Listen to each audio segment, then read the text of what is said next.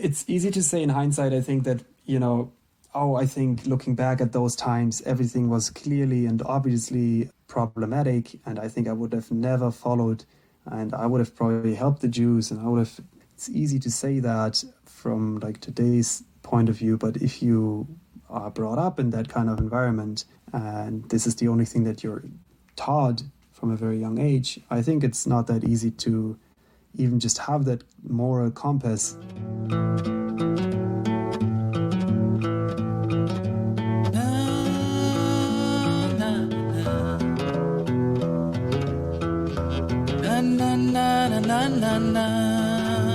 קוראים לי אולי. Shalom. Shalom. Yeah, just start by shalom. Okay. Start off with that. שלום, קוראים לי אולי, אני לומד עברית שנה, כי חברה שלי ישראלית. My name is Oli. I've been studying Hebrew for a year now. Ich bin Ole und ich lerne seit einem Jahr Hebräisch, weil meine Freundin aus Israel kommt. אדם בתוך עצמו גר, בתוך עצמו גר. לפעמים עצוב אמר הוא, לפעמים הוא שר. לפעמים פותח דלת לקבל מכר. אבל לרוב אדם בתוך עצמו נסגר. Wow, your German is so amazing. It's impeccable, isn't it? It's like really very good accent. Also, your accent in Hebrew, it's very good. I always feel like it might help that German has similar kind of sounds in the language. So my native language might be a little bit of an asset there. Yeah, it's true. And also, you German people you're very good in things, no? In the response to COVID, like everything, you're so good in everything. I want to be, well, I want to be a bit German myself, I am Rosenstrauch, so it is a German name, but I'm originally Polish, so I'm not German, but I want to be one. Yeah, I feel like there's a lot of probably Jewish names, even when people come from Poland, that sound quite German to me. Yeah, but if I'm saying Rosenstrauch, everyone knows that it's Jewish, right? It sounds like it, yeah, I would say so. Yeah, okay, so Oli, my German student, I've been teaching you for 3 courses, probably. Yeah, in I Cactus. think I pretty much started 1 year ago, yeah. You are like one of those students that is so fun to have because you just understand everything and you just speak and you don't have to practice my patience as so many others do. Thank you. I just hope that I don't have to prove that on the record here now, but yeah, it's been fun learning so far. Okay, so let's take a step back and tell me, why do you study Hebrew?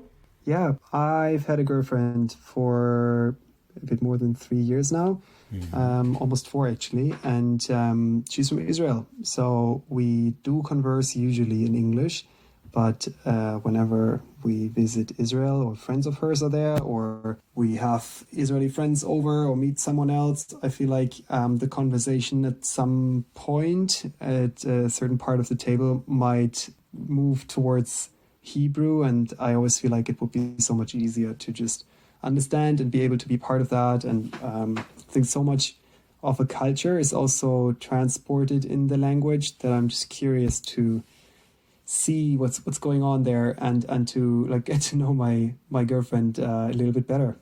In the first answer, you already brought something interesting to explore.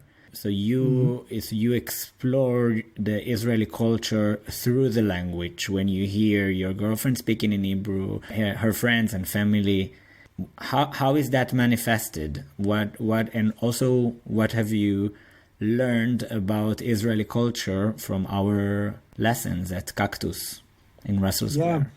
Yeah, I feel like it's I bring quite some curiosity because I see it in myself. Like English is a second language for me, and I always feel that I'm a little bit of a different person speaking English than who I am when I'm speaking German. So that's like an implicit assumption that I'm making on behalf of anyone, that they might be a little bit different, have a different sense of humor, and just bring all their history and all their life with themselves in the language. Like there's so much that's carried through the language that I'd like to just get to know that piece of, you know, people's personality, and especially when it comes to my partner, obviously. And in the language school, I think it's interesting from a different perspective, because the material that I think is like the standard, the gold standard in learning Hebrew is like a old school kind of book. And like it probably is 20, 30 years old. It has a lot of connotations and connections to religion as well. So that's one part of the Israeli culture that I'm personally not really familiar with, and that also is probably not a big part in our house. So I think there's like a little Your bit of a partner different is aspect there. secular, right? Yeah, definitely. Exactly. And I think what's interesting though is that even in a secular house, it seems like holidays that have the religious kind of background are still meaningful. And even if you don't celebrate them in a very religious kind of way, it's something that I really appreciate in Israel or in the Jewish calendar, to be following these holidays that are like on a monthly cadence almost. And So you know, have a nice way. I'm also married to a European, and this is really interesting because, you know, Christians. So you come from a Christian family, right? Yeah, but also pretty secular. So like, we Okay, so wouldn't your go to family is church not. much. So you don't see yourself Christian, nor your family. No, not really. No. Not really. Okay, so usually the case is, you know, so my husband was brought up Christian, but he's not Christian and he doesn't see himself Christian. Whereas with Israelis, we will be totally secular, but we will see ourselves as Jews because, you know, because of the whole history, which we will dive into later. And also it's really important for many of us, seculars as well, to continue and follow the holidays as a kind of family gathering. So Yep. is that so different in your culture? Like you do Christmas and stuff, so we do Hanukkah. What's the difference? I feel like the cadence is a little bit of a different one. Yeah, Christmas is definitely very, very big in Germany and also in my family. Less so as a religious holiday, although it is probably for the majority of Germans one of the few times in a year where they would even go to church. And there's a lot of beautiful things that you do around that time of the year. So I really enjoy singing the songs and having the kind of atmosphere that you have. Like it's very festive in the dark time of the year to come together, also to exchange some presents, but more so about the symbolic kind of gesture of like thinking of people, making an effort to make them happy and spending a lot of time with family. In my perception in Germany, there's Easter and Christmas as the big kind of religious holidays. But even Easter is a thing that's probably more important when you go like to Catholic households or like generally Southern Germany, maybe Western Germany. I'm from the north, so we're not very religious in general as a region. Yeah. Is it important for Roni to do holidays together, or maybe one day, if you have kids? I mean, I don't know if you want to, but you know, is it important for her as a family to follow the holidays with you? She's not that strict about it, but I think that's probably one of the more beautiful pieces of the culture that are like quite important and cherished. Roni, I want us to do Hanukkah. Why don't you care about it? Yeah, I mean, that's really for me actually pretty beneficial of having like a partner that is from a different culture and a different religion, that we don't have the same holidays at the same time. So like when it comes to very, very easy logistical questions, such as where are we going for the holidays, there's never really an overlap or a necessity to make a decision between let's go to Germany or to Israel. I never thought about it, because always, you know, there's a big fight between families. Like this year we do Seder with your family. But Exactly, you know, yeah. we are so lucky. I never thought about it. Wow. Okay, so you said before that you are a different person in English. So I want to ask, what kind of person are you in German? And what is the Oli in English? And what is like the Oli in Hebrew? Well, the Ali in Hebrew is very clumsy, I think, so far, but let's see about that. If I get more expressive and more Mediterranean in my temperament, if I get any better. I think it's just easier to be funny and like to transport a certain sense of humor in your native language. And Oli in Hebrew, what are you like in Hebrew? How do you feel like when you speak Hebrew? I think there's much to learn for myself also from a cultural point of view, and I'd like to spend a bit more time in Israel. People from that region are very lively and transport a certain energy in how they speak, how they live, and I would like to be a little bit like have that. Okay, you would like to be a little bit like that. I see what you're saying. So let's ask this question from a different angle. You need to complete. German people are. Wow, that would be a generalization. I love generalizations. Okay, let's go for reserved. Reserved. Okay, and efficient. Thinking they are better than others. Not necessarily. Oh, that's a tough one. I don't really think so. Probably in every country you have people that do believe that they are better than others. Sadly.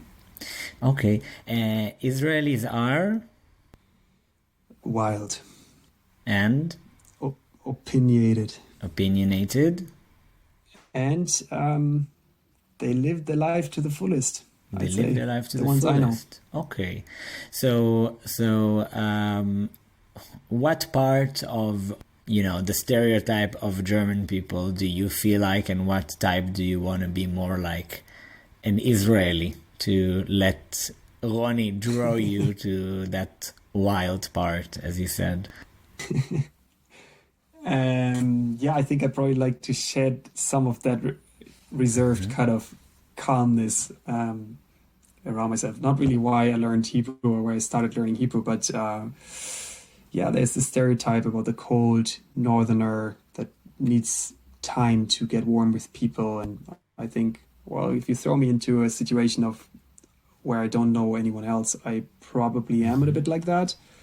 It would be nice to move away from that, but it always takes some courage and maybe experiencing yourself in a different language and in a different environment will help with that. Yeah.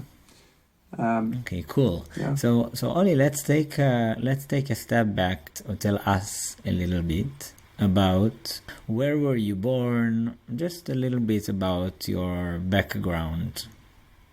Yeah, I was born in Germany, in Cologne, actually.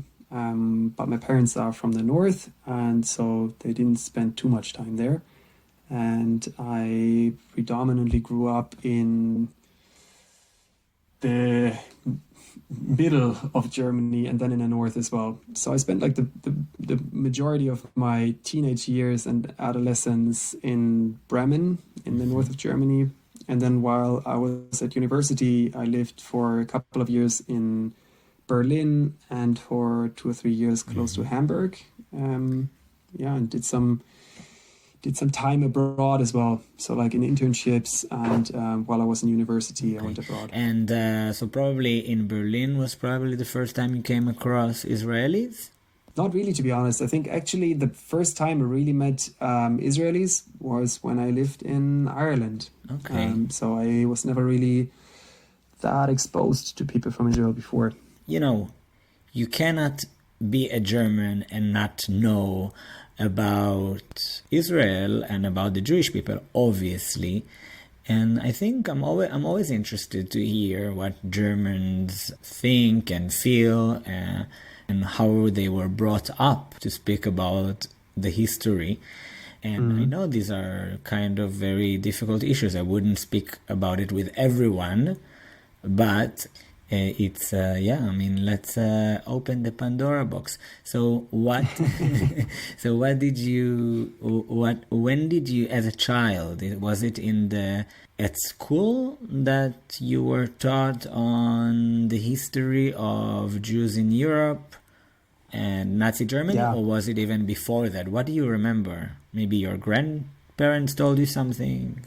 I think it's a pretty big piece of the curriculum, and it started for me in primary school. So we definitely talked about the atrocities of the Second World War and the whole Third Reich thing.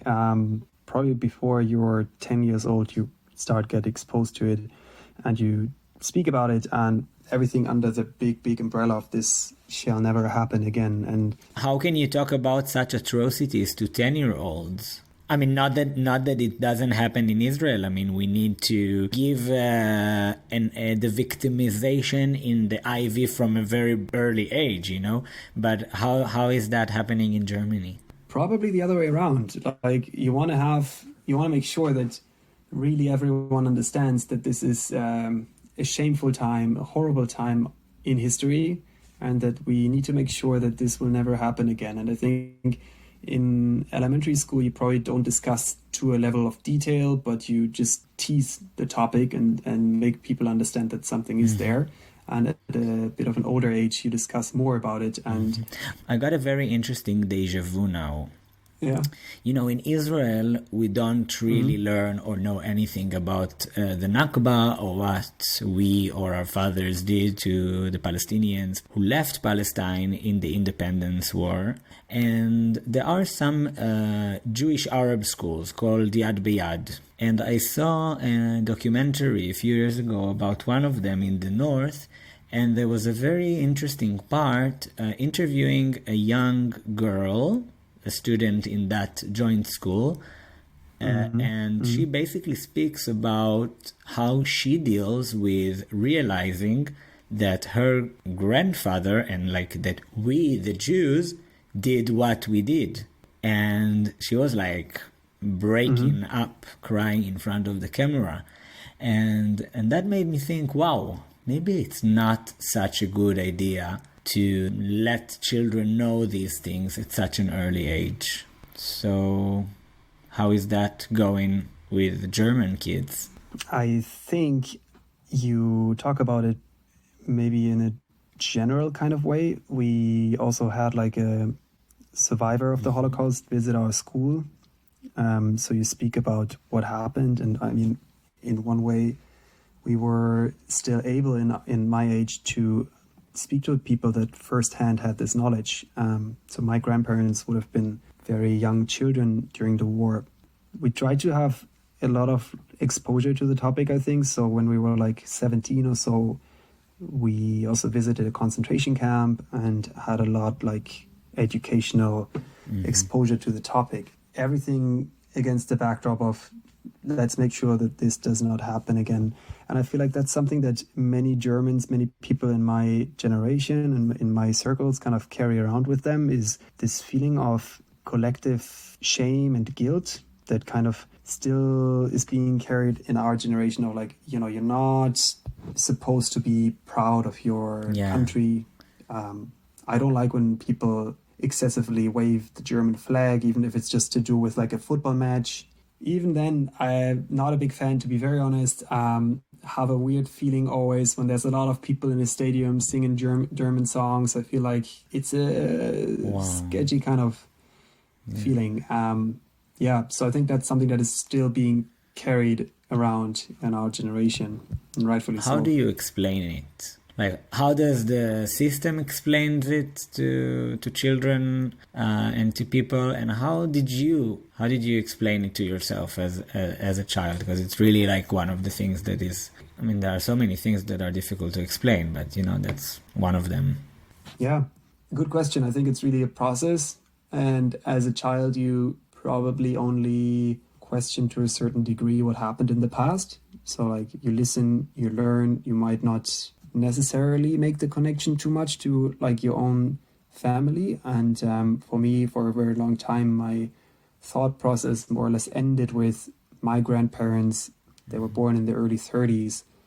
So they were like definitely victims of the war as well, just on our side. So they had to escape. They were sent out of the cities. They were brought up by like aunts and might not have seen their parents for a long time. So I think that's kind of a little bit where it ended. Like, but definitely my grandparents also carry trauma from the war, just because like these are probably pictures that you never forget anymore in your life. I'm sure they are victims, but you can always look at victimhood from different angle.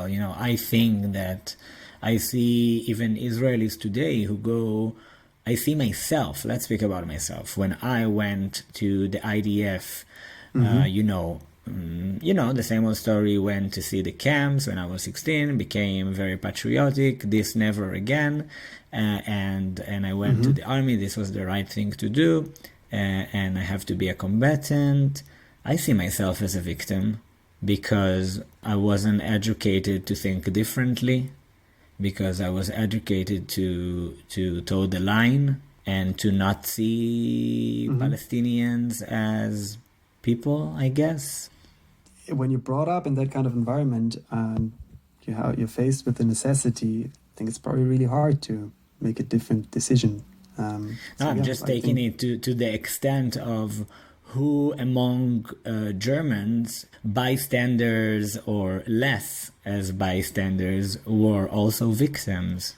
It's easy to say in hindsight, I think that, I think looking back at those times, everything was clearly and obviously problematic, and I think I would have never followed, and I would have probably helped the Jews, and I would have, helped everyone escape. Exactly. It's easy to say that from like today's point of view, but if you are brought up in that kind of environment and this is the only thing that you're taught from a very young age, I think it's not that easy to even just have that moral compass and to stand up for what you think is right and actually risk your life. We see today, everyone has a certain responsibility, even just on a broader scheme or in a bit more abstract level. Now, if you look at things like climate change, like what do you do? Every one of us knows that that Earth is endangered, and we all have an individual responsibility. And it's easy to kind of just make excuses and say, whatever, I live my life, and what am I supposed to be doing? Everything is going to happen anyway. Yeah, you can say it about so many things. Do you see Israelis as bystanders? I don't know if I'm in the right position to judge the whole conflict. I understand that it's very, very complicated. There is no straightforward solution, and it's been building for the last 70 years or something, ever since anything exists over there.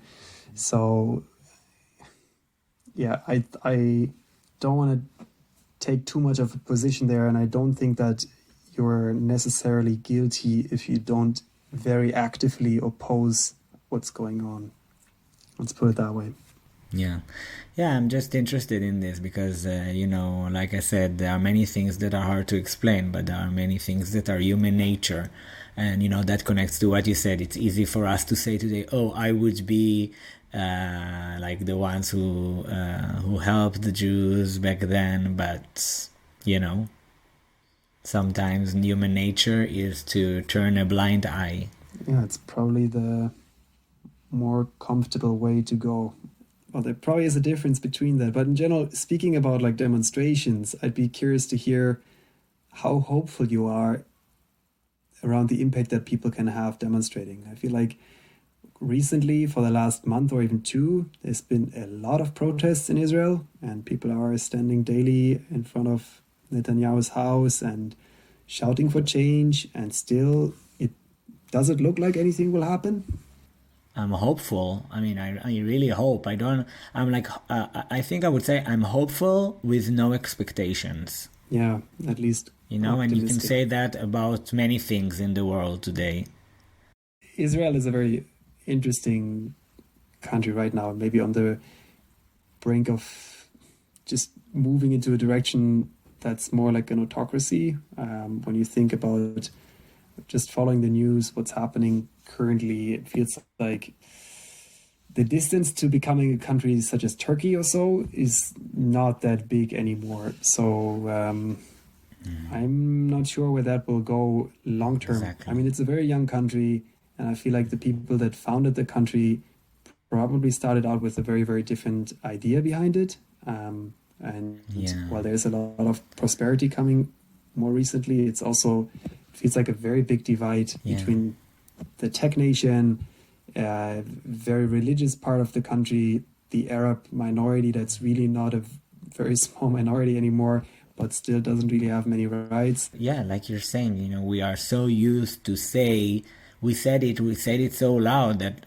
so many people and countries follow the only democracy in the Middle East because it's still a democracy, even though we are occupying people and yada yada. But I don't think it's any way getting to what Turkey is. But it's a good example, actually. But it might, and it's going this direction. Yeah, probably that's what it's important for, to go out into the streets and to demonstrate, even just to hopefully spread the word and make people understand what's happening in front of their eyes, and not to close their eyes and be blinded. So, Oli, what message, we're coming towards the end, what is your message to Israelis who might be listening to you? How do you mean? Like, what's the message? What do you want to tell them? I hope none of them is listening. I haven't prepared anything. My speech is not here. Wait, Speech. In what way, I wonder? No, I would love to see that the protests that are happening currently are actually moving somewhere and moving something. So I would say I hope that these people are holding on, that they don't let themselves be intimidated, and that their message will land, and that it will spread, and that hopefully democracy will return to a more democratic state in Israel. How dare you say that we are not a democracy? Just as a bystander, looking at it from the outside. Yeah. And a German bystander doesn't sound right. A German, exactly. Yeah. No. That's my second message, probably. Get to know someone German.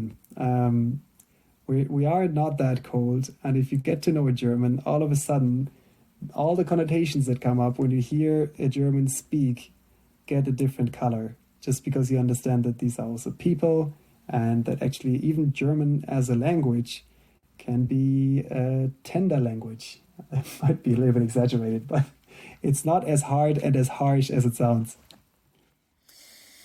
Okay, and with that being said, Oli, I wish you and Ronnie, אני מאחל לכם שנה טובה. שנה טובה, מתן. שנה טובה, and hope to see you soon. להתראות. ואת, כמה טוב שבאת, בלעדייך וכבית, והלילה קר, אז אני שומר עלייך, כמה שאפשר. ועם כל זאת האם אמצא אותך מחר. אדם קרוב אצל עצמו, אדם בתוך עצמו הוא גר.